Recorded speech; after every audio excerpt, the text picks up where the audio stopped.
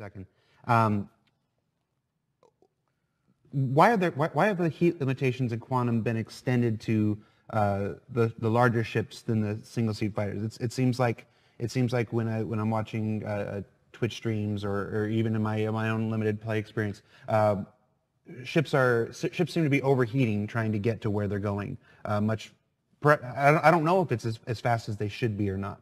What can you tell us about the current state of heat? Well, in terms of Quantum, Yeah, so the Quantum side they still need to dial in. I mean, the concept with the Quantum side is that the small sort of single-seater ships really aren't built to sort of travel across the system just in one go. And there's a reason why you would want a bigger ship like a Freelancer or a Constellation, or go even bigger.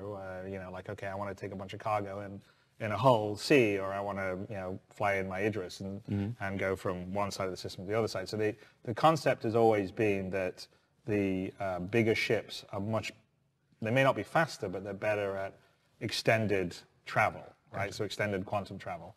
And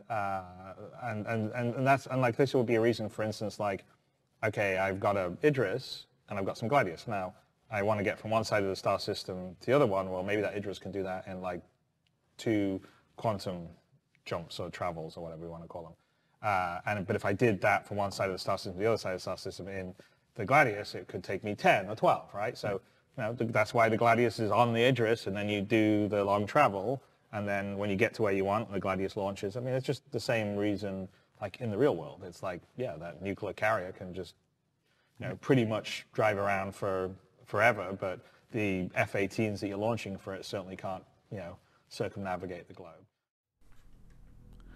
So, heat and quantum travel. Normally on Calling All Minions, we end up in kind of a Minion Soldier versus the community place, but today we're in a Minion Soldier versus Chris Roberts place. Heat and quantum travel. I have to say that, watching this video, I do kind of understand what Chris Roberts, I think I understand what Chris Roberts is aiming for. I think he's trying to kill 2 birds with 1 stone with this system. Now, the heat system currently in game doesn't really showcase well. It's really not all that interesting. The controls to access it are quite cumbersome, and of course, in the heat of combat, zooming in and navigating your MFDs and going, oh, I want to overclock this and I want to overclock that.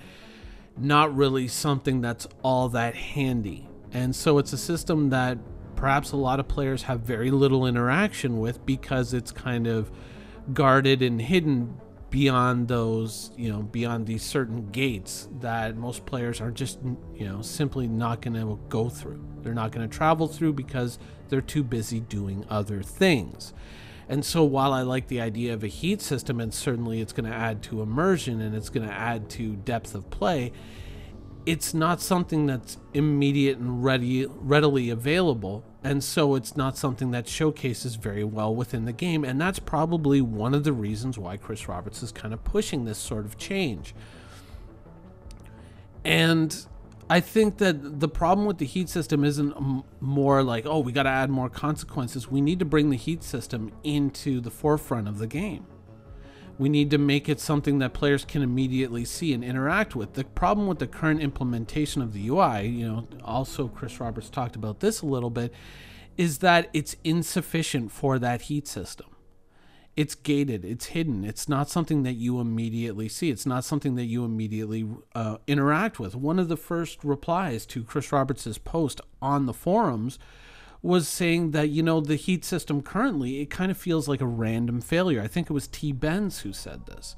It feels like a random failure, and so it doesn't feel like a gameplay element. It feels like just a system breaking unintentionally.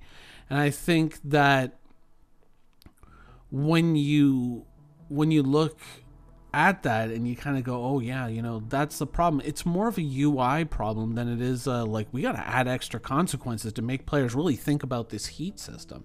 No, we got to add a UI that makes this heat system relevant, that makes it matter, that makes it accessible and easily adjustable regardless of controls. Because once again, when you're dealing with all these MFDs and all these navigatable menus to get to all these different systems that you want to add depth of gameplay, the problem is that when you're in the middle of a dogfight, going like, oh, go to this screen, okay, go to this, select this button, okay, let me zoom in a little bit more, now let me adjust this bar ever so slightly to here, and then let me navigate all these things. Oh, I'm dead. Oops. It doesn't really work. You can only handle so many things at once, When you look at a lot of these HOTASs that companies sell, and they say, oh, this is just like, the A10 Warthog, stick. It's an exact replica. This is, the F-16, whatever. All these buttons and all these switches are, on these sticks for a reason. It's to allow a fighter pilot to navigate through different menus and access different functions of the fighter while still, keeping their head up where it needs to be rather than buried in a screen in the middle of a dogfight. And so I don't think that the heat system really lends all that well to, the realities of Star Citizen gameplay. I understand what you're trying to do with it, and I applaud trying to add depth to the game, but I don't think that this is necessarily a good match with Star Citizen given the current limitations of the UI. Beyond that, looking at heat as an added consequence to the travel system, I don't really think that it's necessary, because there already is a massive consequence to the travel system, and that is fuel and time.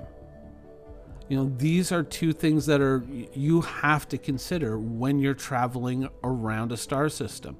Certainly larger ships travel quicker through quantum than smaller ships, and you could say that left alone, a system like that makes perfect sense when you talk about your heat system. Smaller ships can't dissipate the heat as well, so they have to travel through quantum at a lower speed, which kind of, drives forward the importance of things like the Leviathan, the Kraken, and the Idris. It makes these things important. It makes them valuable. All of a sudden, you start to see the value of these ships. Certainly, someone in a fighter might say, hey, can I skip a ride on your Polaris to get to this, to this other planet, just because I don't want to have to fly all that way if I can get on a faster ship? And then I think when you talk about the mechanic in that way, it becomes a lot more tolerable, and people are a lot more happy to engage with that mechanic. Whereas in the current system, it feels like just one more barrier being added to the game to keep players away from what they're trying to do.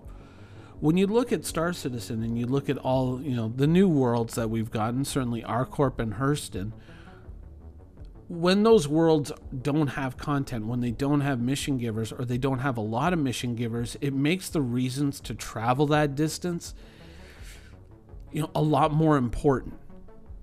There has to be content at the end of the trip, and if you fly all the way to ArcCorp and you see a bunch of empty landing pads in Twitch Pacheco, that's not really all that great. And so adding another complication to that travel is probably, especially in the current state of the game, maybe a little later on acceptable, but in the current state of the game, it feels more like a punishment rather than a game mechanic. And in truth, long term, it looks like an unnecessary game mechanic. I mean, we already have the limitations of time and space, and we already have a shortcut to dealing with these by getting, of course, on an Idris or a Kraken and making the journey on that much larger ship. So I think that a lot of these things are kind of already in a good place, and that we don't need quantum drives overheating on top of it. Even if we had, a UI that allowed us to manage this heat, I think most of us would be more than happy to just kind of maybe swap out a few components and make the quantum drive as tolerant to heat as possible, and then lower the quantum speed if we could, to just do it all in one shot. Because realistically, though quantum travel does a really great job of impressing upon us the size of the play area that we're dealing with and the size of the solar system or the universe at some point in the future, it's not really all that fun, especially if you're in a fighter. Now, if you're in a larger ship, of course, you can get up, you can walk around. If you're on the Polaris, you can play on the pool table. There's plenty of things that you can get up and do. In a fighter, you're kind of strapped into that seat doing really nothing for the entire journey. And so adding extra complications to what is already a kind of a grueling experience, I don't think that you're really thinking in the right way. I mean, traveling in a fighter between even Crusader and Hurston is plenty frickin' boring as it is. You don't need to add more. Well, breaking up the boring with a couple of moments of frustration and confusion doesn't really help, So I think that I get where you're trying to go with this idea, but I think that the implementation is timed pretty poorly, and overall, I just think that it's unnecessary. It needn't be there. I mean, I would probably be a little bit more concerned with creating a UI that works with the heat system, that's easy to navigate and easy to use regardless of where you're sitting in a ship, and maybe wait until I had something like that before I started to try and drive up the importance of a system that realistically is really cumbersome and a pain in the ass to deal with and doesn't really work all that naturally. Now, some people might look at this and say, well, this is kind of, similar to or analogous to the travel systems of other MMOs, even traditional sword and board. When you're a new character, you are mostly moving around on foot. You're exploring the world on foot. Travel times are heavy duty. Sometimes it's not a lot of fun pushing W for 30 minutes straight. But as your character evolves and as you level up, you gain access to a mount and then a faster mount. And that's the way it's going to be in Star Citizen. Well, not exactly, because unlike those games, in Star Citizen, you may not evolve away from a fighter. You may just want to be a fighter pilot. And I think that a system like this, adding yet another complication onto their travel, doesn't really get us where we need to go. I think that adding a further layer to an already daunting travel system for those pilots doesn't really do anything for them.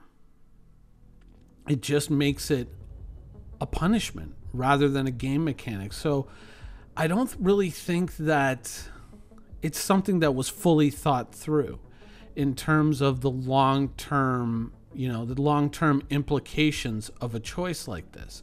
Sort of like leaving your cargo bay and your sleeping bay open with no glass in between. So of course you kill anybody who's sleeping as soon as, you open up the rear door. Oh, I just didn't think of that. Similar. You didn't really think of the long-term implications of someone who just wants to be a fighter pilot. And when you add a mechanic like this, it feels like a punishment. Like you're going to necessitate, always thumbing a ride with a Polaris or an Idris or a Kraken, rather than, being able to move around independently, though with certain limitations in regards to fuel. Now you've got this little system and you got to manage it. Otherwise, it just fails randomly on you. And things failing randomly on you at unexpected times can lead to unfortunate consequences and problems, as I will elaborate on later. So I think you need to have certain things in the game that are dependable, and the quantum drive is one of those things. Now, I think that having a system where smaller ships travel slower through quantum because, maybe they do have a problem dissipating this heat, so they have to travel a little bit slower, as they currently do, that's fine. That's understood and that's acceptable. It adds value to the Polaris, it adds value to the Idris, to the Kraken, but it doesn't make them an absolute necessity. It doesn't make them feel like an absolute necessity, because, the alternative would be, I would say, almost intolerable. And some people might say, well, it just needs a little tuning. Well, I don't think so. I think we've got a pretty good system as it stands right now. Certainly when we get to the point of having multiple star systems, that's when we can really, I think, judge if we need to add added complications to the system. But my prediction is, no, we really don't. I think that we're in a good place with the limitations of fuel and actual travel time. Time and space seem to be doing pretty good for us. Why give up on them now? The Starfarer doesn't harvest quantum fuel anymore. No, this is a mineable substance now. Let me go out on a limb here. Let me make a guess. This guess is not based on any insider information. This is just a guess. This is a wild guess. Somewhere in Frankfurt or Wilmslow or Manchester or Austin, LA, someone designed a cool glowy rock. And it had, it checked all the boxes. It was systemic. It was bespoke. It had particle effects out the yin yang. It was really hard on the GPU. And someone said, that looks really cool. We got to put that in the game. It's like, yeah. It's like a harvestable rock, and we can put it in asteroids, and there'll be veins of it, and it'll kind of glow. And so maybe you can't really detect it, but you can see it glowing in space. And you're like, oh, that's really valuable. I got to go mine that. What should the substance be? Why should they be mining it? Why is it so valuable? Dude, let's make that the quantum fuel, and we can put it inside of like a cool metal container, and it glows through these little windows. It'll be super, super cool. Awesome. But wait, no, sorry. What do we do about the Starfarer? Because the Starfarer was supposed to harvest quantum fuel, but now it's a metal. Like, you can't harvest a metal with gas collector. How do we do this? Okay, here's what we'll do. Here's how we're going to change it. We're going to make it so it's really difficult, if not impossible, for a lot of the fighters to pick up their own thruster fuel, like they were supposed to in the beginning. And what we're going to do is we're going to do that to drive up the value of thruster fuel to kind of offset things for the Starfarer, and then we're going to take the quantum fuel away from the Starfarer so we can do the really cool glowy rock effect. It's going to be so awesome, and that's what we're going to do. Except, maybe that's not what happened. Maybe that isn't what happened. Maybe it was something entirely different. Maybe somehow CIG hit some kind of technical, limitation, and they just, for some reason, they couldn't do two different types of fuel in the Starfarer. Maybe that's the secret. Maybe that's the magic that happened that made this change. Maybe, but maybe not. The problem with this idea is that the Starfarer was sold on the idea that it could harvest and refine quantum fuel. This was one of the original selling ideas. This is the reason why there are so many Starfarers out there. This is the reason why so many of us have spoken very highly of the Starfarer for so long. It was just like, the interior is completely jank, and it has a lot of problems, but it can do this thing. It can get that fuel. So if you have to go out really far with your fleet, you can go and possibly source and refine the fuel out there and bring your fleet back. It added this cool element of depth and logistical gameplay to the idea of bringing a Starfarer out on military operations, like a fleet oiler would go out with a naval fleet today and supply those ships. It can't source that fuel, but it can supply that fuel. And that was a really cool idea, and we really liked that idea. And, that's why it has the fuel scoop. And even the Starfarer Gemini, even though it has a missile module, we can swap that out with a fuel scoop to keep scooping up that fuel for the fleet. That was never limited to just thruster fuel. That was supposed to be quantum fuel as well. But now there's probably a new cool glowy rock. It's systemic, it's bespoke, it checks all the boxes, and that's the way they want to go with it. Maybe. But the problem is that, you sold the Starfarer on this idea. Oh yeah, well, we had a cool idea and we want to change it.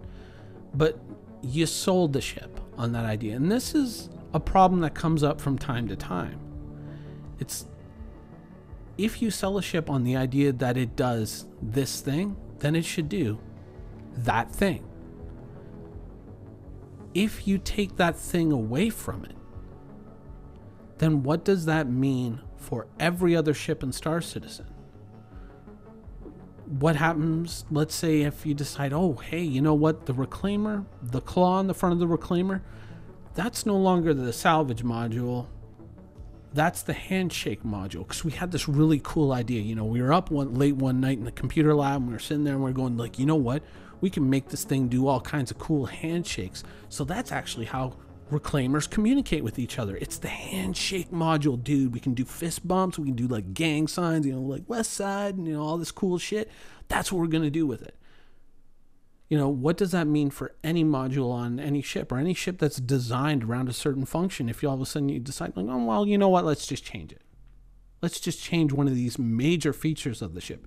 Idris doesn't carry fighters anymore. Well, that's just extra space for, you know, food supplies, or, you know, a foosball table.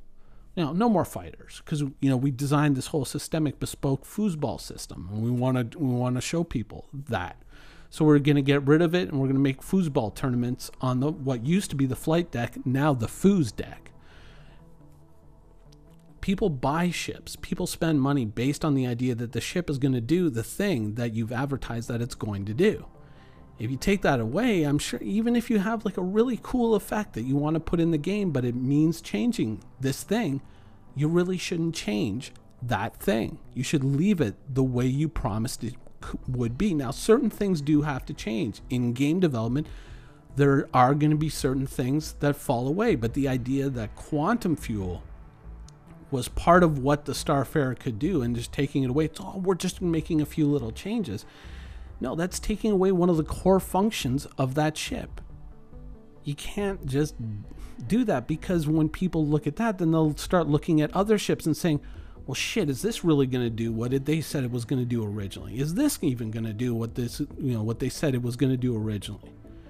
It makes every assertion that you make about a ship suspect, because now people will have living, breathing examples of, well, it was supposed to do this, but it ended up not doing this. And every time you do something like that, you erode confidence in what you say. And that is a very, very, very dangerous game. And much like the heat system on your ship, you don't know when it's going to blow up in your face. So, something to think about.